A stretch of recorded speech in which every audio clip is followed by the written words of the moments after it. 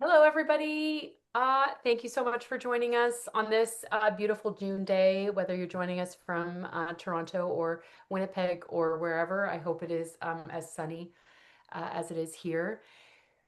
Zilla Jones is here to talk to us about this incredible debut novel, The World So Wide. Zilla, thank you so much for coming. I appreciate you joining us. Yeah, it's great to be here with you guys, and it's not sunny here in Treaty No, One, Winnipeg, unfortunately, but we'll bring some sun, I guess, right. Yeah, exactly. to our conversation. And maybe you'll start singing. I'd love that. Sorry, what I'm reading? No, singing. I was Oh, thinking, wouldn't it be amazing if Scylla just started singing? Okay, before what we hear amazing. Scylla read, I'm gonna share a land acknowledgement. Junction Reads exists in Toronto, which is where Kaylee and I join you from today. It's covered under Treaty 13 and the Williams Treaties. It is the traditional land of the Haudenosaunee Confederacy, the Wyandot, and the Anishinaabe, including the Chippewas and Mississaugas of the Credit. Zilla joins us from Winnipeg in Treaty 1 territory, the home and traditional lands of the Anishinaabe, Innu, and Dakota peoples, and the national homeland of the Red River Métis. As settlers and newcomers, we acknowledge and accept our responsibility to care for the land and its resources, while also recognizing the continued displacement and colonization of First Nations peoples across Turtle Island. We are grateful to work in the community on their territory. Zilla, before I share your bio, you're going to share with everybody what you're currently reading so we can make our Yes, so TBR piles higher. I have a very, very tall TBR pile. It's kind of ridiculous. I don't know if it's even a pile at this point. I don't know what you call it, but it's more than a pile. But I generally read more than one book at a time. So the two that I'm reading now, one's a reread and one's new. So the reread is Swing Time by Zadie Smith. So she is like a perennial favorite, like one of my favorite writers, and that's probably my favorite of her books. And every time I read it, I learn something new from it. So I'm kind of just gleaning some more wisdom from that book. And then the new book that I'm reading, I actually have right here. It's Canadian and it is Monster by Jovita Bydlowska, who's a Canadian writer that I know a little from online. I thought that I want to read her book. And it's probably a little different than what I normally read. Like I'm not that far in yet. I'm just about maybe 50 pages in. But it seems like it's very centered in like the body and like the female body and the female body experience. Like she's dealing with eating disorders and sexuality. So I'm really enjoying kind of the raw nature of it so far. So Hmm. those are kind of the two that are on the go. Yeah, that was an incredible book. The ending is like Monster? Yeah. incredible. Yeah, yeah. Yeah. Jovita Cool. came Yeah. to Junction Reads earlier this year, so Awesome. I Cool. yeah, I think you'll love it. I hope you love it. I So do so far. before, So yeah.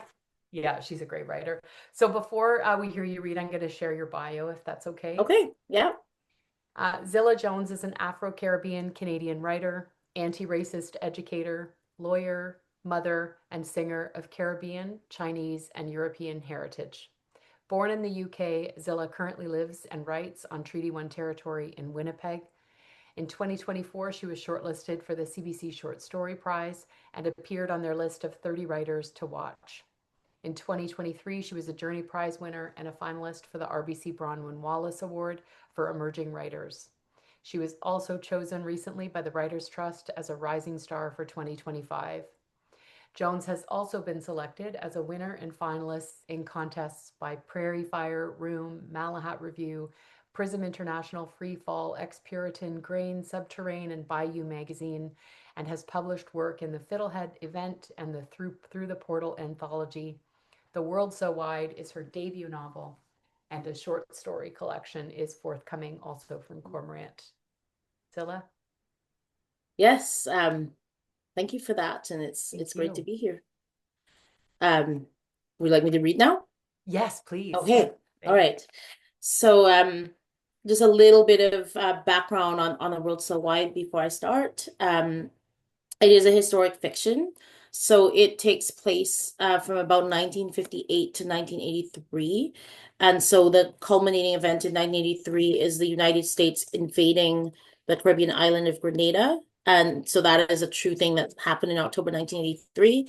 And it happened because of the socialist coup that had happened in 1979, 4 years earlier, that the US viewed as a threat to its security because there's another island of socialists in addition to Cuba in their backyard, essentially. And before that, my main character, Felicity, who is an opera singer, and she's from Winnipeg, and she is of mixed race heritage from Winnipeg. She travels to London in the 1960s and studies there, and then she sings at New York throughout the 1970s. So the book kind of goes all around the world during the time of civil rights and a lot of social unrest. And the kind of theme of the book, I guess, or one of the many themes is resistance and how these characters resist and protest injustice at different parts of their lives. So I'm going to share from kind of the middle of the book. And this takes place in London, England in 1968. The book does move backwards and forwards in time. And at this point, we're in London in 1968. Um, we are just after the death of Martin Luther King Jr. And these characters are reacting to that. And then they are going to go and protest apartheid at the South African embassy, which is another concern that they have at this time. Thank you. If you are fatally shot the night before you lead your people in a great triumphal march for freedom, wanted Felicity, what does it feel like? As you watch your own blood seeping, pump by excruciating pump, do you try in vain to squeeze your arteries shut against the tide? Or is it your breath you try to control?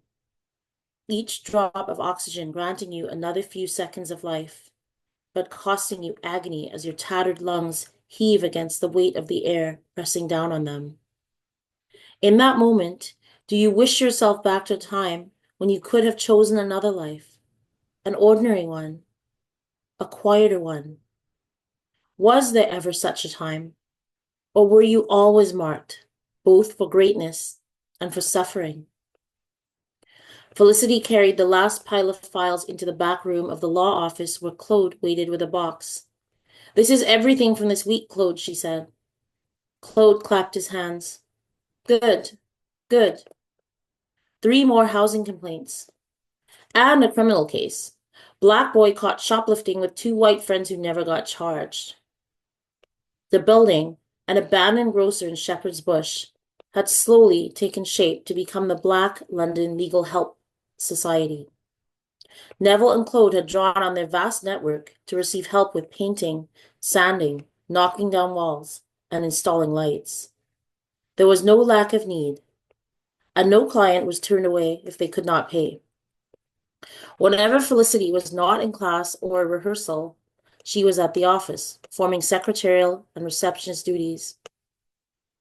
Claude described the cases without his usual enthusiasm. He had hummed at a lower frequency since Friday, when their alarm clock had trilled them awake. Claude turned on the radio and Felicity headed to the bathroom, stumbling as she walked. She had been to Cambridge on the train the day before to rehearse Beethoven's Ninth with her counterpoint professor, Dr. Wells, who was the guest conductor.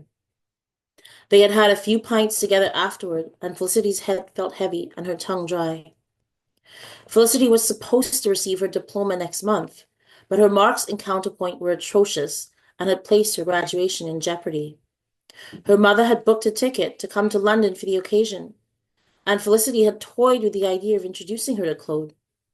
Failing counterpoint would ruin everything. But Dr. Wells had given her to understand that he could see to it that she didn't fail. She sat on the edge of the claw-footed bathtub, looking away from the rust spots inside it, and weighed the decision. Mechanical, meaningless sex in exchange for a passing mark, versus an ugly, baying secret lying between herself and Claude. She went back to the bedroom to find Claude pacing the room, hands on his head, a wild look on his face she hadn't seen before. For a moment, she thought he had read her thoughts. But then he whirled and said, "Cinnamon, oh my God, come here," and opened his arms to her. She walked into them, and he said, "Dr. King's dead." At his words, the stars came tumbling out of the sky all at once, to fall in a smoldering heap at her feet. Claude's voice seemed to come from afar. "Shot in Memphis, oh my God." Felicity pulled away to look up at him. I can't believe it. This is what they do to us, Felicity. Any black man who speaks up and tries to make a difference gets killed. He put his arms around her again. Someday, that might happen to me. Claude organized signs and supplies for the next protest at South Africa House. He had thrown himself into the preparation with grim determination.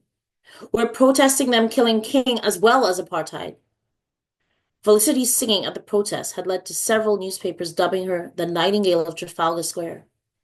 One day before movement class, when the instructor was late, Sarah Stilwell said, So, Felicity, you're singing at anti-apartheid protest now? Without waiting for a response, she went on, My uncle lives in South Africa. He says most of the natives like apartheid, apart from the silly ones going abroad and protesting. Felicity said, Pearls of wisdom coming from the chorus? She was rewarded with a small swell of laughter as Sarah, in 4 years, had not landed even a small role in any of the operas.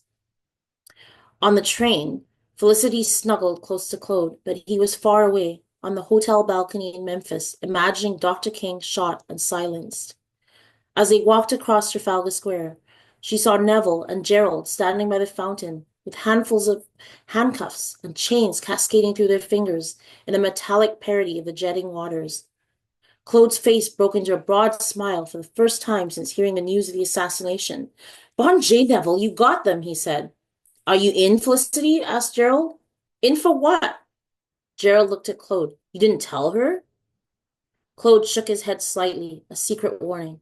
But Marlene, standing nearby, said, Felicity wouldn't want to mess up her hair. Even she can't flirt her way out of getting arrested. Arrested? Felicity said the word casually, but the word struck her like a slap. How could Claude have shut her out of his plans? Claude said, We're going to chain ourselves to the embassy gates, and we're not leaving voluntarily. Felicity gasped. But you could be there a long time. Won't it get cold? An even more dreadful thought seized her. What if you have to go to the bathroom? Marlene looked contemptuously at Felicity. Soft, she said. A tornado of anger rose inside Felicity, sweeping her up in its funnel. She thought of grabbing a chain and being the first one to attach herself to the gates. But then she remembered her audition on Tuesday for the junior company at the Royal Opera House. Philip had told her several times that it was an opportunity that could launch her career. Claude began helping Neville to untangle the chains and distribute the ominous clanking lengths. Felicity watched the group head to the embassy gates as if through a misty window, wrapping links around their wrists and the iron bars. Felicity, can you lock us in? Claude tossed her a big ring of keys. Figures came rushing out of the building, and Neville said, Quick, Felicity! Her mouth dry and her fingers damp, Felicity scrabbled at the hard, cold metal. Each pair of handcuffs clicked like a punctuation point as the wind picked up, tossing a pile of their flyers into the air and launching them across the square. Put the keys in your bag, Neville said. A minute later, the running figures arrived panting at the other side of the gate. What's going on here? Demanded a burly blond man with a South African accent. Let my people go, you pig, responded Neville, as the others chanted and rattled their chains against the gate. The man took out a radio and began speaking urgently into it. Free Mandela, shouted Claude, and everyone took up the chant. Free Mandela! Free Mandela! The security guards shook the embassy gates, but they were barricaded on the other side by the weight of the bodies chained to them. Claude motioned with his head for Felicity to come closer, and he begged, Felicity, do it. Join us. Put on chains to shake off our chains. I can't, Claude, she said. My audition. A hood fell across Claude's eyes. Is your audition more important than protesting the degradation of your people? A shining path stretched between him and Felicity, transporting them back 2.5 years to that moment when Claude had chosen to leap into the blazing fire of her desire for him. But the give and take between them was no longer enough. She said, I do care about it, Claude, but this is my career. What you're asking isn't fair. Dr. King gave his life, and you can't give up one audition? This is my life, she retorted. She knew as soon as the words flew out of her mouth that they would fall on harsh shores. She watched him turn his head away. A police siren wailed ever closer, and then police officers swarmed the square. One of the officers shouted into a megaphone as he ran, "Attention! You are trespassing on embassy property. Remove yourselves at once." Neville, affixed to the gate, with his arms stretched out like Jesus on the cross, shouted, "Free Mandela! Boycott the South African regime!" His companions shouted and rattled their chains. "We are in chains because they are in chains." Two police officers produced bolt cutters. "You are trespassing. Remove yourselves or you will be arrested." Felicity saw the light in Claude's eyes. He wanted to be arrested. He saw glory awaiting him through those prison bars. If the police had any sense, they would ignore the protesters, leave them there until it got dark, and at some point, bodily needs and lack of attention would force them to unchange themselves. But in this theater, this dance, roles must be played and lines spoken. The police began to cut through the chains, removing handcuffs only to replace them with new ones. As Claude was grabbed, his arms bent behind his back for the ritualistic march to the police vans, Felicity ran behind him, but he wouldn't look at her. Marlene, stumbling along beside him, wore a grin befitting someone who had just won a trophy. The protesters were loaded into the vans as Neville shouted at everyone to remain silent. The vans pulled away. Felicity was alone. She gathered all the belongings the group had left behind and put them in the cardboard box that had held the flyers. Loose flyers skidded across the concrete and the pigeons pecked at them as they blew up against the fountain. She stepped around the links of chain strewn beside the gate and watched a lone plastic bag attempt and fail and try again to rise with the wind. Thank you. Thank you so much. I'm so glad that you chose to read that part. It's a jumping point for almost every question I have. Oh, great. And and just as you were coming to the end, I thought, oh man, should I start with that? Should I talk about sex or should I talk about um, women in the book, men in the book? But I'm going to start with Grenada and the military coup. That's where the book opens. Mhm. Felicity is in Grenada uh, days before everything goes to hell. She's put under house arrest. And I just want to talk to you about the importance of not just that historical moment, but the importance of that time and why you chose to start the novel there. Why I chose to start in 1983, Grenada? Yeah, yeah. Um, well, that is the full circle of the book because it starts and ends in Grenada in 1983, and then we kind of go back and forward in time in between there. Hmm. And Grenada's always been the heart of this book, so it was always supposed to be about this revolution and how this tiny revolution, this tiny place, had such an outsized impact, hence the title of The World So Wide. Hmm. And um, it's just such a watershed moment. I feel like that revolution and the response to it and the invasion kind of sums up and symbolizes the entire um, anti-colonial struggle of the Afro-Caribbean people, the entire Cold War, the entire history of colonialism. It's all there in this moment. So it was just really important to me having a lot of personal connections to it and just having heard about it um, basically all my life that Hmm. I wanted to write about that. And I feel like beginning there um, right away, you know the stakes as a reader that this particular character and her companions are under house arrest and they're surrounded by armed soldiers and rumors that the United States is about to bust in with the army. So Hmm. it's a very high stakes, high tension situation, which I think is always good in a book. And then we go back to kind of find out how this happened. How did we get here? Yeah. And then at the end, we learn some of those answers, I think, and how do we move forward? Yeah. And the title, you just mentioned the title, it came from a song, an opera, Mhm. a lyric from an opera. Did you have that before before you like was the title and the creation of the story uh did they come together or did you find that and think this It's is hard to remember because I started this so long ago, but I don't think I don't think I had the title at the very beginning. I think the story was there first, Mhm. but the title came relatively early because I think once I knew that my protagonist is going to be an opera singer. And then I was like, well, what's she going to sing? So I had to kind of make choices about her repertoire. Hmm. And picking repertoire for other people is always so fun. Yeah. And I picked this aria for her for a number of reasons. And I think once I did that, um, it was kind of obvious, right, that this is the title. So I just had that definitely, before the end of the first draft, it was there. Yeah. And Yeah. how did you choose all of the opera parts, all of the, not just the operas that she would perform in, but the parts that she would play? There's an incredible scene where she has to straighten her hair. She has to straighten her own hair to get this blonde wig on. But just remember thinking in that moment, how much fun did you have, or how difficult a time did you have coming up with all of the operas and the parts, Felicity? No, that was definitely the fun part because um I mean, I don't know how much you or the attendees know about opera, but what you sing is very much based on your voice type. And there's Mhm. a long list. So most people know soprano, alto, tenor, bass, but there's so many different um levels and distinctions within that.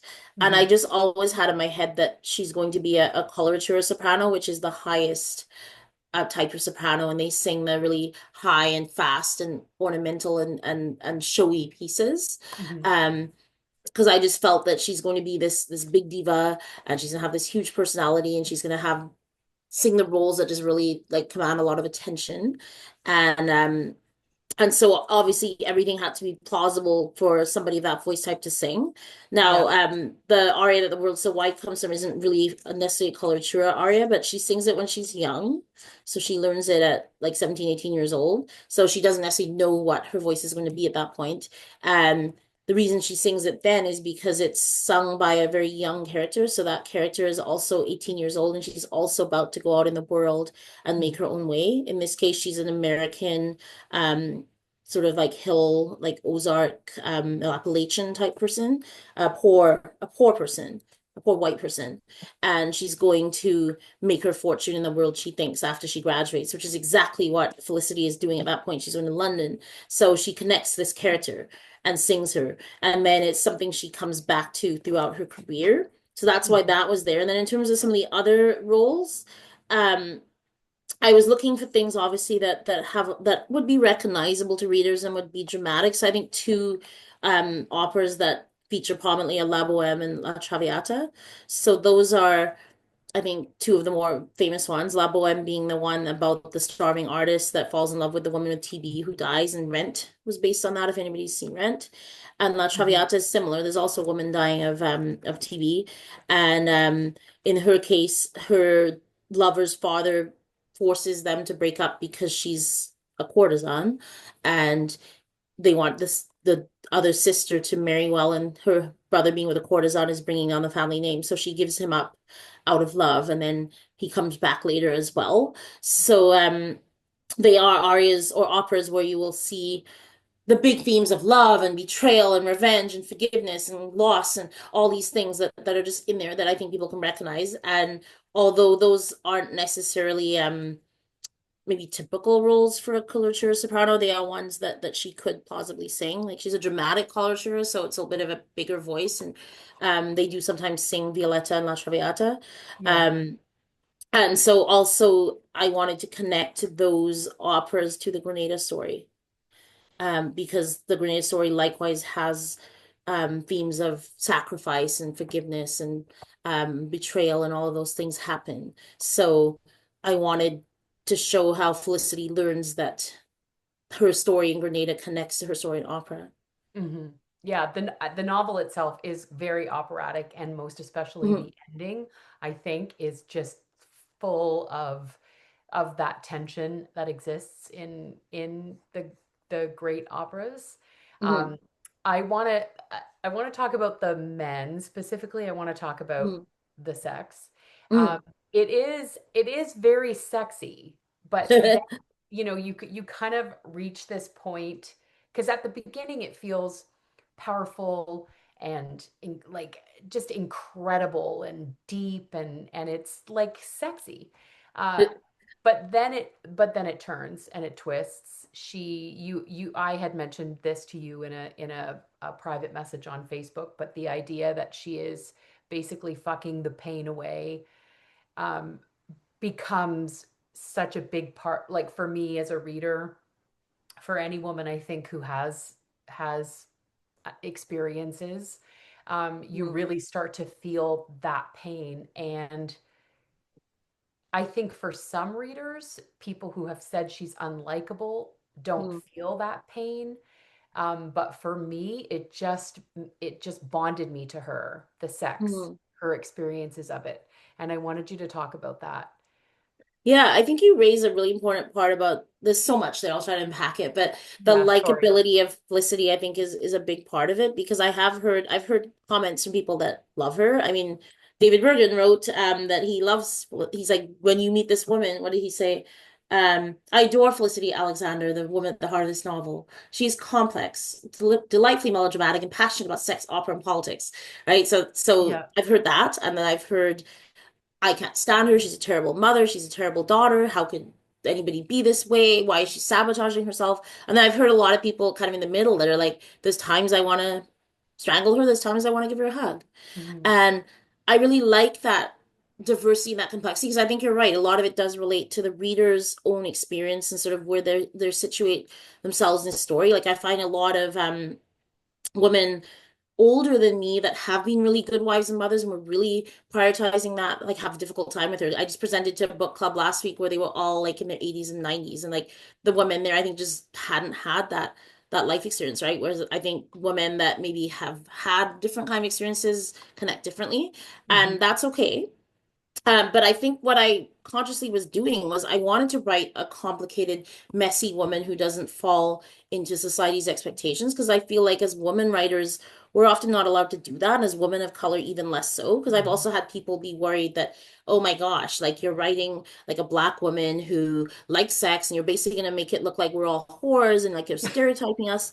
Um, and why do I have to carry all those expectations when I'm just writing fiction, right? So yes, maybe some of it is grounded in personal experience, but it's fiction. It doesn't all Yeah. have to be true. It doesn't all have to be something that I have to say happened to me, right? So it's just kind of that whole dynamic to me is really weird. And I feel like male writers get way more leeway. Like even if you take someone like For David sure. Bergen and you look at some of his male characters, right? They like sexually they do a lot of things that are like pretty questionable on the line and nobody says, "Oh, I think David Bergen's like a rapist," right? Like he's allowed Yeah. to write what he wants and it's a character.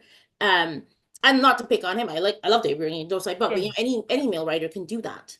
Yeah. And you can read any of them and you will see that. But then for women writers and women writers of color, we're only supposed to write nice women that Mhm. so I think I wanted to definitely I mean that's why I'm appreciating Monster by Jovita Bydlowska because that is definitely not stuff that Incredible. Yeah. people talk about, right? So but the thing is we all have these impulses and these wants and these desires and as women we're often told we shouldn't have those either. Mhm. And so I definitely wanted to um, kind of open that up a bit and start talking about these things that women's bodies and women's sexuality and women's desires and women's want, and then sometimes how women are broken sexually by others, Mhm. um, which we should talk about more. Yeah. So absolutely, I think with Felicity, her relationship to sex is it's complex. Like she likes it. She just likes the way it feels. She's a woman of great appetites and desires, and one of them is her sexual appetite. She also sometimes has sex for the power of it. So Yes. as a singer, she knows that the male conductors are the ones with the most power in her work situations. So if she sleeps with them, she takes a little bit of the power back. So Mhm. sometimes it's an exercise in that, and sometimes it is love. Yeah. So she uses it in different ways, and sometimes, like you say, it's to fill a hole in herself. It's to um, deal with grief. It's to deal with shame. It's to deal with self-loathing, boredom, Yeah. loneliness. Yeah. So it has many functions, and I think a lot of times we're taught, well, it's supposed to be with your husband to have children, and I think those people are going to have a hard time with Felicity because she definitely doesn't see it as that at all. Yeah, it definitely, I mean the trope of the good mother who's also a prude. I mean, they go against each other anyway. Like, Mhm. you can't be a a prude without with and then be a mother. Like you have to have had sex at some point. Like it's a weird trope that We all get here by sex. Yeah. populate, yeah, that populates fiction. But you will, I mean, the backlash that Jovita got for drunk mom and for being honest Right. about the complexities of motherhood, Right. I think that's probably why you're gonna love it. But that's why I also loved Felicity. She's got this complex Mhm. relationship with her mother. This, one line that her mom says to her early on when Felicity gets her period, her mom just immediately says to her, stay away from boys, a baby will ruin your life. Mhm. And Felicity hears this and just like latches onto it, right? And thinks, I ruined my mom's life. I, Yeah. and that's all she hears when her mother says that. So she carries this Mhm. unlovability forward, right? This idea that she's unlovable forward. And then in becoming a mom, she's got she's got this unlovability with them too, right? With Mara and Adele. And so I don't know, she just becomes this multi-dimensional person because her experience as a daughter, her experience as a mom is complex. But can you talk about her as a mom? Yeah. I mean, I think the mother-daughter relationship is another piece of this novel that kind of lies at the heart of it. So, and even when it comes to the question of Grenada, like who are the parents of Grenada, right? So at one point, Neville, who is the Prime Minister of Grenada, says, "All Grenadians are my children." So there is that whole idea of leaders also birthing revolutions. I mean, you say that, and they birth the revolution. So like, what does giving birth to something mean, and what are the um things that we're allowed to birth or not allowed to birth. But then in terms of mothering specifically, um, Felicity and her mom, they definitely have a complex relationship. Her mom is an immigrant. Her mom has a very hard life, and um, Felicity wasn't necessarily wanted at the time that she was conceived. And part of the story is also about the lack of options that women had because there was no contraception. So just because you had a kid didn't mean you were equipped for it, wanted it. Like it was just what happened to you. So she happens to her mother, and then her mother makes the best of it and tries to give her daughter the best life she can and tries to steer her away from what happened to the mom and put her on a different path. And her mom truly believes that settling down in the church and finding some nice boy to marry and having babies is going to make her daughter happy and safe. So it is an act of love that her mother wants that for her, but because her mother doesn't communicate well, which is also a colonial legacy, Felicity doesn't understand that. So she sees it as I wasn't wanted, I'm not loved, my mother doesn't approve of who I am, she doesn't love me for who I am. And doesn't see that there is love there. Mhm. And so that drives her for much of the book, including into some of her sexual choices, as well as being a performer, that she's always trying to find that love and validation somewhere else that she doesn't feel she gets from her mom. And then, of course, when she becomes a mom again through lack of choices, she had never wanted to be a mom because she saw what her mother went through and she didn't want to experience that or put that on anybody else. Yet here she is as a mom, very ill-equipped to be one, didn't have Mhm. that example of a loving mom through her own mother. She has two daughters with two different fathers. And what is interesting about the two daughters is that one's father is white and one's father is black. So her daughters look different and have different experiences. And she really struggles to connect with them for much of the book and really offloads a lot of raising them onto her mom, which is interesting because her mom didn't do such a hot job with her, right? Yeah, And now she's right. here with the next generation. But her mom doing that allows Felicity the freedom to pursue her career, Mhm. um, and really not have to be a mom, but yet there's always that pull back because she is a mom. Yeah. And at the end of the book, she kind of comes to terms a little bit with that legacy and that realization that mothers don't have to be perfect. They do their best, you know? Mhm. And I think that's another expectation we often have is that, all moms are just naturally perfect moms. And the fact is that moms bring all their trauma as well into the relationship. And so that was another piece of her story that was there. Yeah. And the fact that one of the daughters ends up becoming it looks like is going to become a great singer, and the other one who really wants to be Yeah. a great singer is probably not going to be that great. Yeah. There's Um, that too. There's a yeah, lot of complexity with the daughters, right? So, and one like idolizes her and the other one feels neglected by her. yeah, yeah. So there's always kind of this competition in the relationship as well between the sisters and for like competing for their mom, for her time, for her attention. Mhm. And she really doesn't want to give it to either one of them because she is focused on other things and she has other Yeah. priorities and she just didn't really want this. But her mother was um insistent that she has to be a mom too. Yeah. And didn't really allow her choices in that regard. Yeah, and So yeah, the I mean that natural kind of competition between women, the competition yeah. between Nora and Adele, the competition between Dolores and Aunt Rose, Mhm, between Felicity and like there was a moment where she was struggling to get a character named Allison in the mhm, novel, struggling to get her attention and kind of mhm, fawning, and then Marlene who's blacker than she is, and like Felicity's whiter than she is, and so the women relationships in the novel are complex too, and I mhm. wanted to know if that was kind of just a satellite of that that dynamic between Felicity and Dolores, or if that was just kind of Felicity's own experience in the world. I mean, I think Felicity does not generally get along well with other women because just the nature of who she is, because women who like to sleep with a lot of men generally aren't super popular with other women, Yeah. especially when they don't care if the men are married, which Felicity doesn't necessarily. So I think she's just naturally the kind of woman that other women see and, oh, that flirt, like it just gets their back up right away.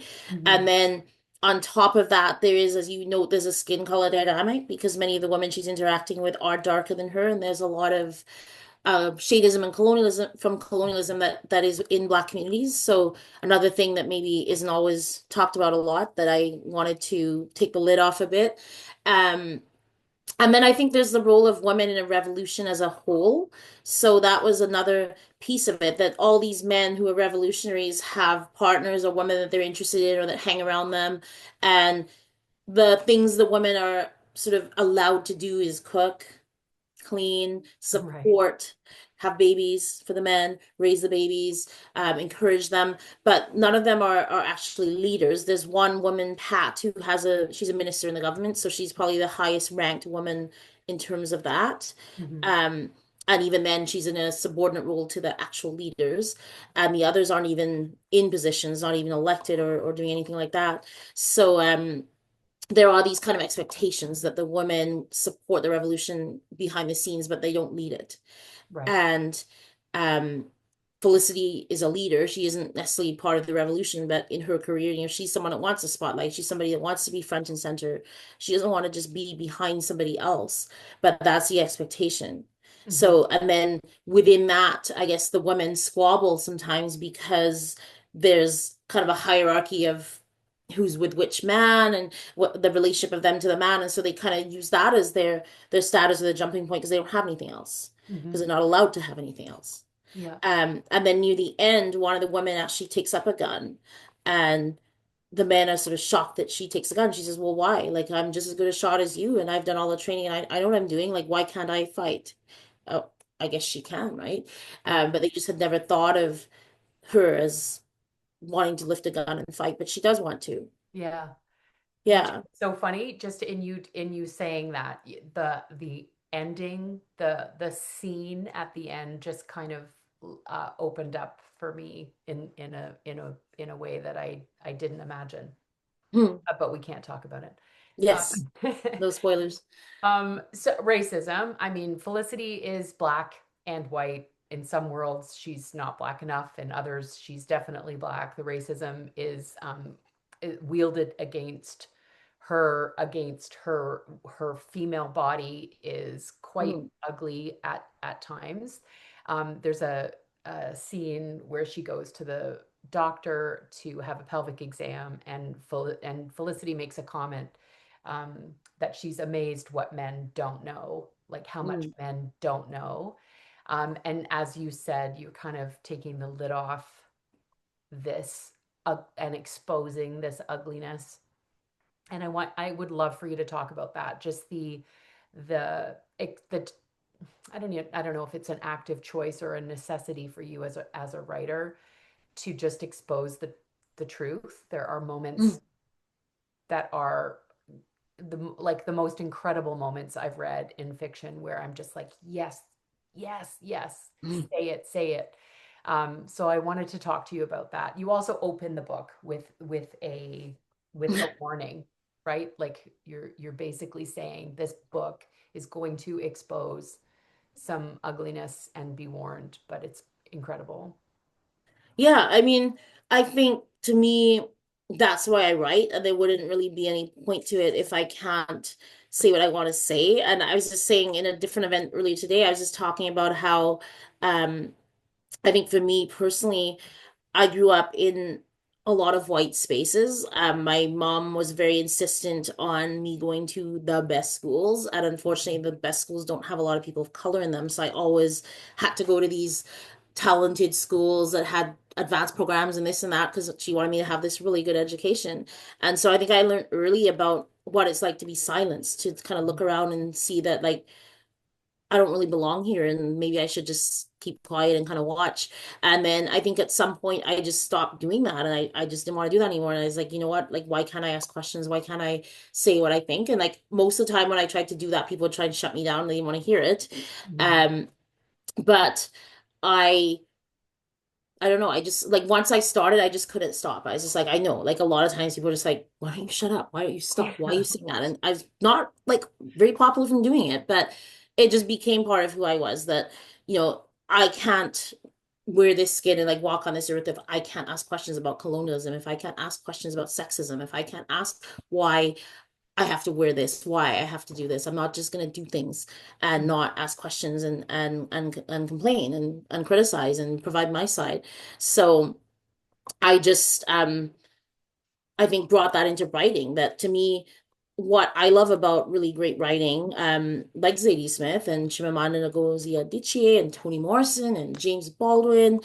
and so many of the other greats, is that they told the truth Yeah. and they didn't flinch away from, James Baldwin's talking about black gay men in like the 1960s when you don't talk about this stuff, right?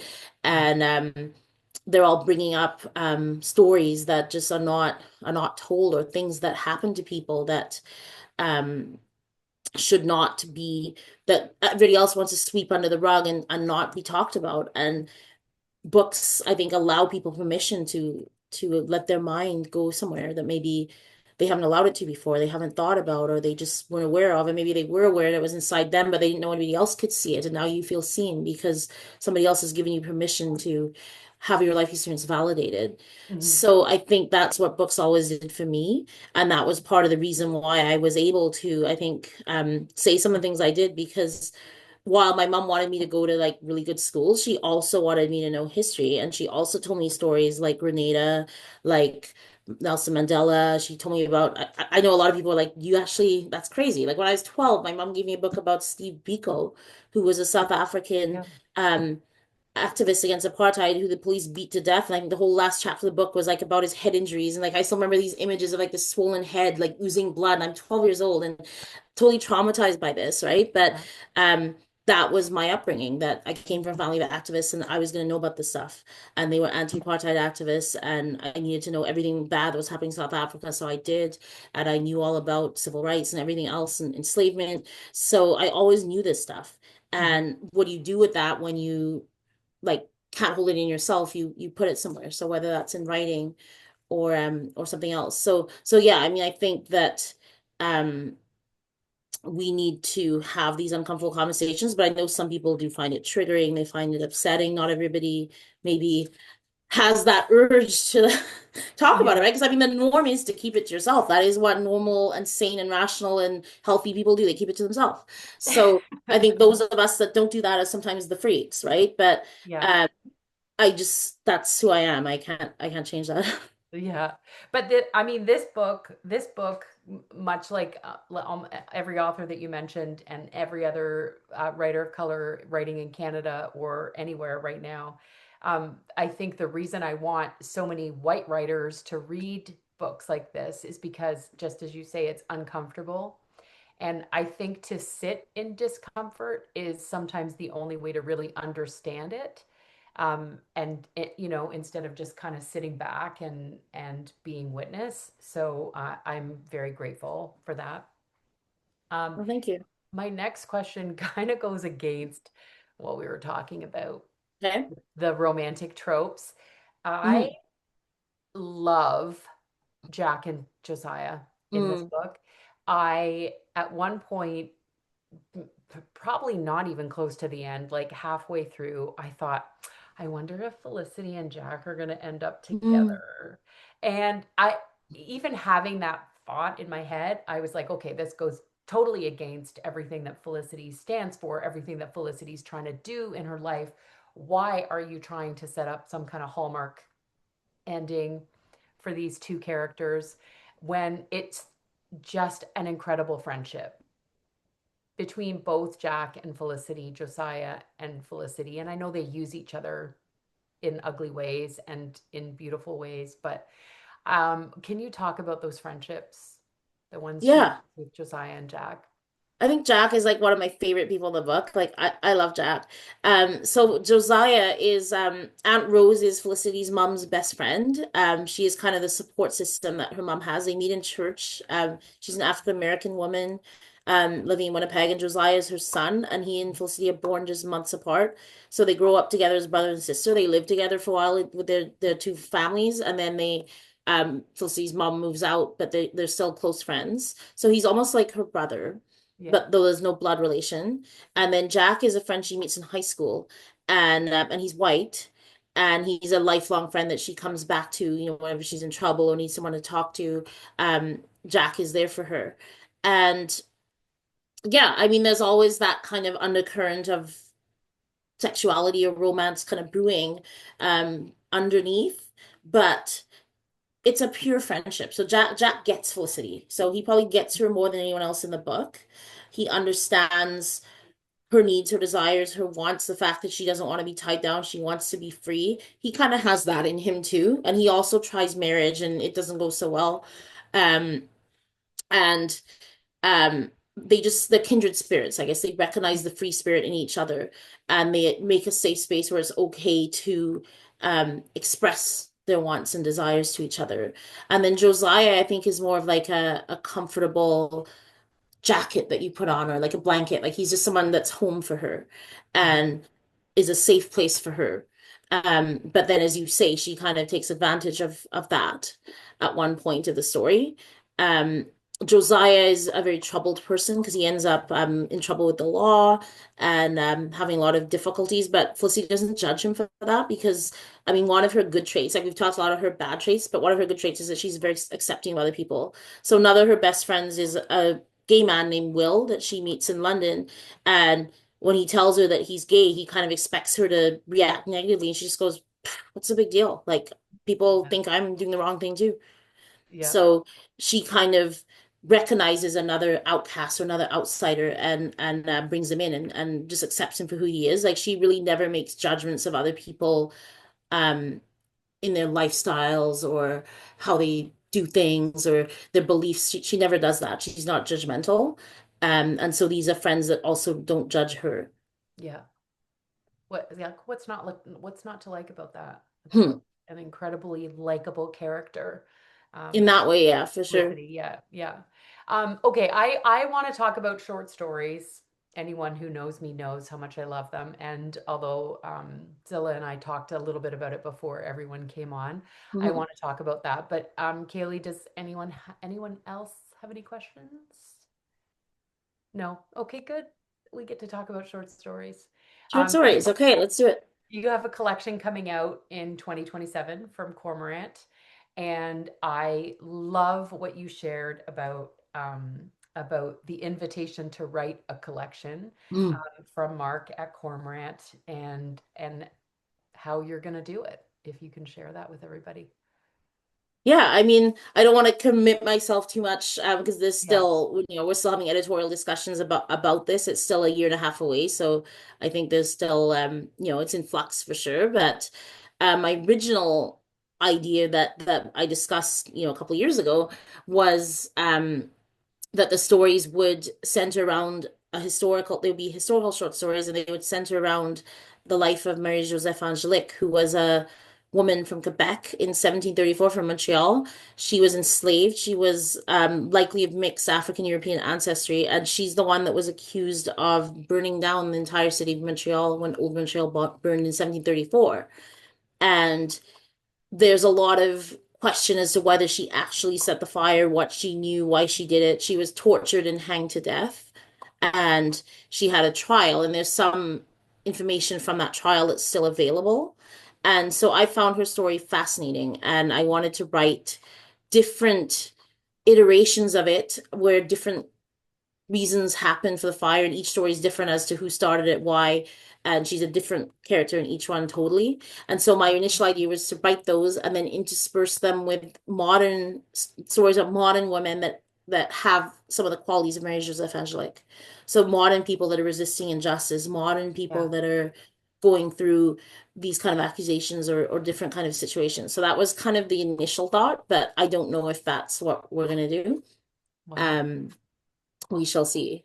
I'm excited. I'm excited. And you can find some of Zilla's short stories online. A lot of the literary journals that I mentioned have archives online, and I know the CBC Short Hmm. Story Prize is still up there, so you That's online. can find that. Yeah. Yeah.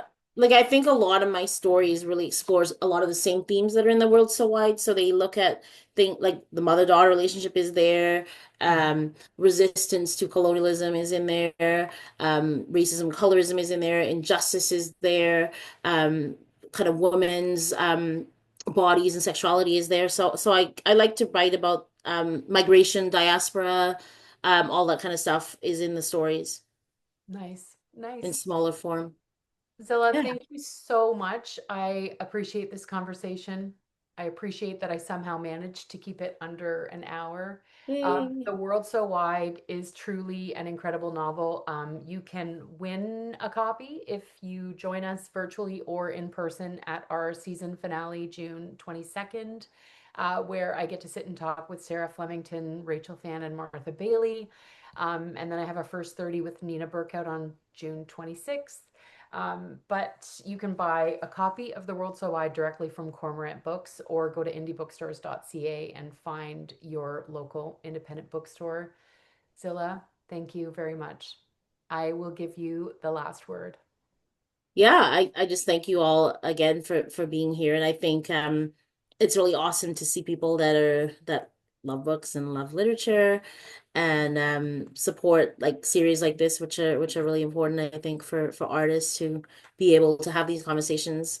Um they're not they're not easy conversations to have, but like every time you talk about it, it gets a little easier. So um I just encourage everybody to keep stay open to hearing the stories that are all around you and tell your own stories and just enjoy them because that's all we have right at the end of the day is our stories. That's what we leave behind. And yeah, thank you so much. Thank you so much. Thank you, Kaylee. Thanks everyone for joining. Have a good night. Yeah, Bye, take care. Zilla. Bye. Bye.